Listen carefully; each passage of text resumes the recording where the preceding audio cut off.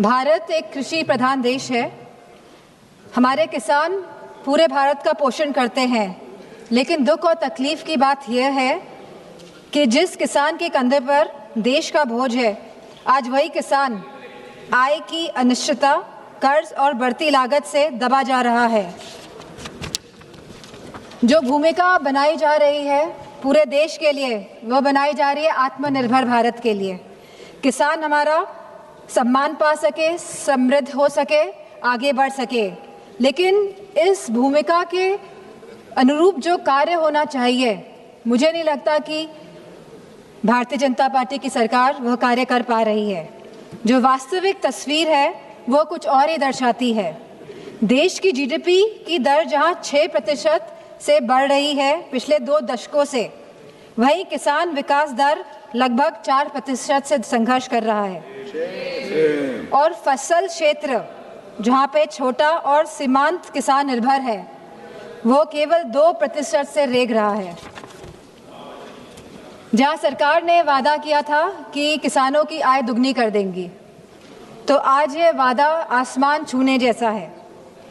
आज हमारे किसान भाइयों की आय केवल 8,000 से 10,000 रुपए तक प्रति माह सीमित रह गई है। और अगर हम फसल की खेती की वास्तविकता की बात करें, तो यह आय केवल 3,800 रुपए प्रति माह तक सीमित रह गई है।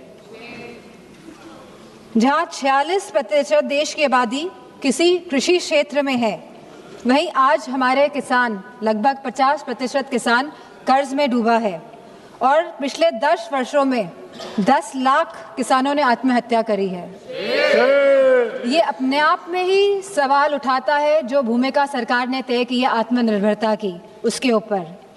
और जहां ये सुसाइड्स, आत्महत्या लगातार बढ़ रही है, मेरी सरकार से मांग है कि जिस तरह आप बड़े बड़े कॉरपोरेट जगत के लोगों का कर्ज माफ करते हैं, जहां 16 लाख करोड़ का कर्ज माफ किया गया है कॉरपोरेट जगत के लोगों का, वही हम चाहते हैं कि आप हमारे किसान भाइयों का भी कर्ज पूरी तरह माफ करने का कार्य करें।